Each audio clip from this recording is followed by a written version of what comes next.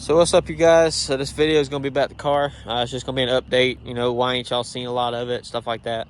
I'm obviously going to need to be kind of quick because it looks like it's about to start raining really bad. So I'd rather not get wet. But the car is still around. As you can see, it's still here. I've been working on it. There's stuff that I have to fix, so I can't drive it. I put new rotors on it and brake lines, but I either ruined the master cylinder by pushing the brake pedal too far, or there's just air in it that I cannot get out. So the car stops, but the pedal goes almost 3/4 of the way before the brakes engage, and that's not safe. So I don't want there to be any kind of a guess or any kind of question of, oh, I don't know if it'll stop. Because I did drive it around here a little while and drove it where it got up to operating temperature and stuff like that, and it stopped. But it takes a lot for it to stop, and I don't want to destroy the brakes, the master cylinder, and then not have brakes, period, just because I have to try to slam on the brakes, because whatever happens, happens. So the car's not getting driven until all that's fixed. I have a new master cylinder coming from Napa.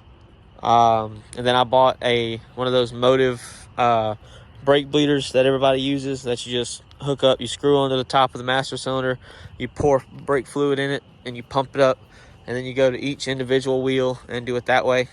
Obviously you have to bench bleed your master cylinders because that's how you're supposed to do it.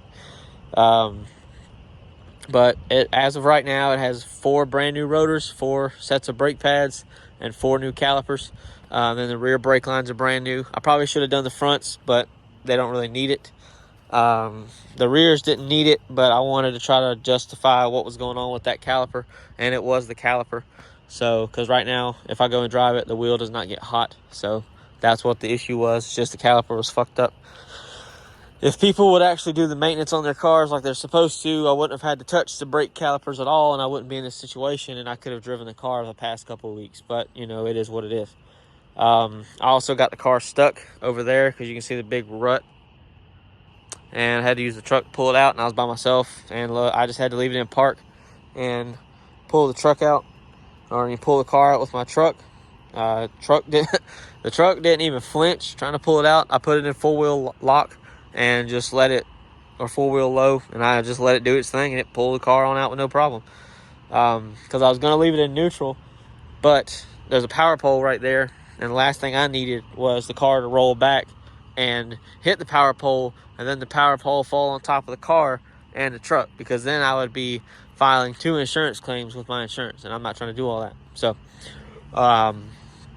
anyway, another thing. So I need brakes for it and all that stuff. That's nice, whatever. And I have another thing coming for it that I'm not going to talk about right now because it's going to be a surprise, because I haven't said anything about it in another video. I kind of teased it, but I didn't really point it out. So I'll just leave that up to everybody's imagination. But anyways, in another video for this car, you've seen that I had the subwoofers in the trunk because I said I wanted to put them in the trunk to get them out of the garage, because now that I have a car I can put them in, I'm going to put them in here. Well, they're in here, and you can see they're still in here. But now they're installed. So they're wired up, amps wired up, done deal. They do work. I tested them earlier. I used the Scosche 4-gauge wire kit, which didn't come with wire for the sub to the amp, for me to the speaker wire, which doesn't make any sense, but whatever.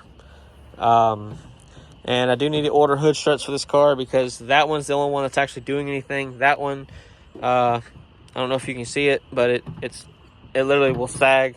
So it's not doing shit. It's not contributing anything to this. So, but anyway, there's the power wire. Ran it through the grommet on the firewall. Ran it underneath the trim like you're supposed to. Under the trim. That's also where the RCAs and the amp turn-on wire are, so you can't see them. They can't be kicked. As you can see, you don't see no wires. A lot of these panels hide all that, which is fine. Nobody's going to go snooping, unless they shouldn't. And then they go through there. They come back here, and then they hide behind the seats, and then they go through a little hole up here somewhere, right where the trunk articulates or opens, and you can see right there, that's the wires. And then they come out right here. They're hidden underneath this liner for the trunk, which is shitty, but whatever. This, like I've said, or I may have said this in another video, I don't remember if I did, this is not the best example of these cars. This car is a piece of shit compared to the other cars I've seen like this one. This car has not been taken care of. It has not been done with due diligence like it should have been. Whoever had it, they only did enough to keep it driving, and even then, it still doesn't drive the best. I've had cars that drive a lot better than this that are in worse shape, but I guess it is what it is. I'm not spending $11,000 on a car with, 40,000 miles. These cars they're not worth that to me.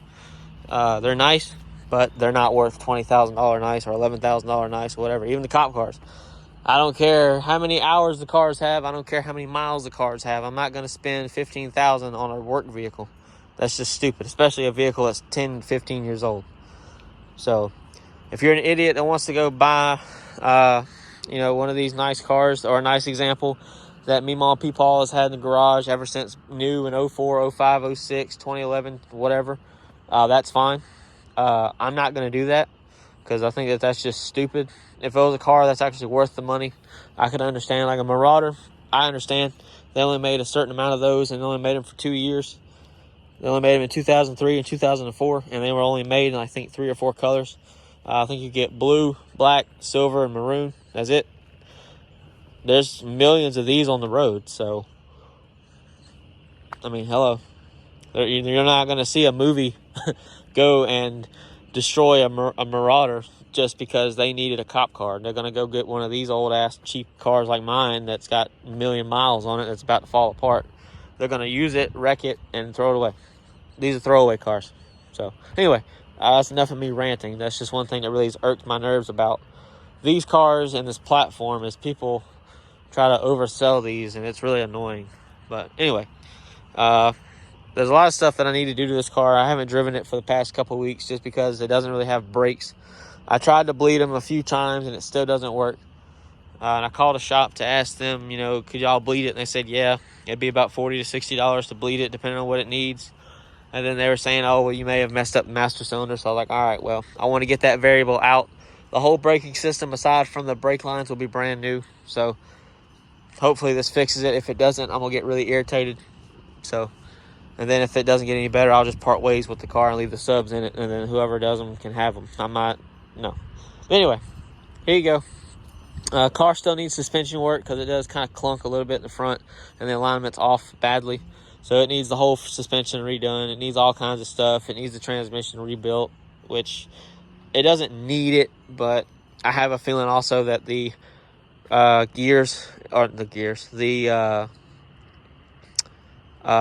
think of the word.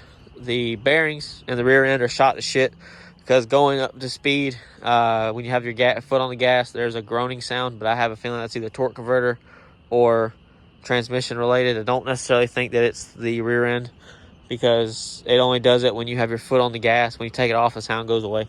So I don't know what it is, but I'll do the transmission fluid replacement like most people say to do, and we'll go from there and see what's going on. But anyway, that's that for that. I'm gonna make a video just overall about both vehicles. This one's just about this car though. So yeah, so I hope you guys enjoyed, and I'll see you later.